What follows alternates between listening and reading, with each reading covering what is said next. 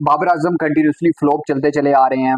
लाहौर में आपने देखा जिस तरीके से फैन उनकी बैटिंग का इंतजार करते हैं। जब शान मसूद का एक कैच ड्रॉप हुआ, उनको एक चांस मिला, तो फैंस ने जिस तरीके से गुस्से का इजहार किया वो आप सभी लोगों के सामने था। और आज फिर पिंडी के स्टेडियम में, ये मेरे अल्फाज नहीं है, ये रमीज राजा के अल्फाज है कि वो कह रहे थे कि फैंस बाबर आजम का बार बार इंतजार कर रहे हैं और बड़ी बेताबी से बाबर आजम का इंतजार किया जा रहा है। और वो तो बाहर बैठ के दुआएं कर रहे थे कि किसी तरीके से ये आउट हो और बाबर आजम आए। जब इमामुल हक और अब्दुल्ला शफीक बैटिंग कर रहे थे, फिर इमामुल हक गए, अब्दुल्ला शफीक और हमारे कैप्टन वो बैटिंग कर रहे थे, तो फैंस कंटिन्यूसली ये दुआएं कर रहे थे। कंटिन्यूसली उनका यही था कि भाईजान ये आउट हो और बाबर आजम बैटिंग के लिए आए।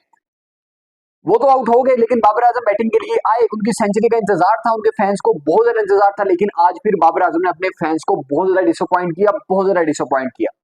सिर्फ 16 रन की इनिंग, 100 का तो इंतजार ही था, लेकिन एक बड़ी इनिंग खेलने में भी नाकाम नजर आए बाबर आजम। 42 रन है इनके इस टूर के अंदर अब तक। अगर हाईएस्ट देखा जाए रन के बारे में अगर बात की जाए तो 42 रन है बाबर आजम के। उसके बाद बाबर आजम भाईजान कंटिन्यूसली 3 इनिंग्स बाबर आजम खेल चुके हैं, बाकी 2 इनिंग्स में फ्लॉप रहे हैं। एक ही इनिंग में 42 रन बनाने में कामयाब हुए हैं, सिर्फ सिर्फ 42 रन। और आज के इस मैच में वो कंप्लीट तौर पर फ्लॉप रहे हैं। मुझे समझ नहीं आ रहा है कि बाबर आजम पता नहीं किस तरह की ये पिचेस बनाई गई हैं कि भाई बाबर आजम अच्छी तरीके से बैटिंग ही नहीं कर पा रहे, अच्छी तरीके से हमारे बैट्समैन का बैट ही नहीं चल रहा। लेकिन दूसरी तरफ अगर हम बात करते चले शान मसूद, उस लोंडे ने एंड करके रखी हुई थी। 87 रन की इनिंग खेली और 26 रन था, उसने 2 से 3 छक्के भी जड़ दिए थे भाई। निकल के शॉट उसने लगाई हैं, वो अमेजिंग वाली शॉट्स थी। शान मसूद को भी एक चांस मिला, लेकिन again again and again Babar Azam continuously flop चलते आ रहे हैं। बाबर आजम को अब थोड़ा डिलीवर करना होगा अपने फैंस को। कंटिन्यूसली वो डिसअपॉइंट करते आ रहे हैं, अब बाबर आजम को थोड़ा डिलीवर करना होगा। अगर बाबर आजम डिलीवर करने में नाकाम होते हैं तो मेरा नहीं ख्याल कि बाबर आजम ज्यादा देर तक टिक सकेंगे।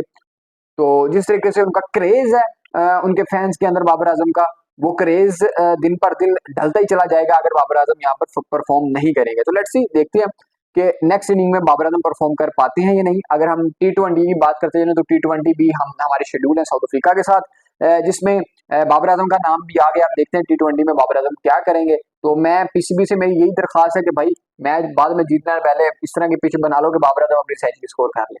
लेट्स सी, देखते हैं कि बाबर आजम नेक्स्ट मैच में क्या करेंगे। Let's see guys.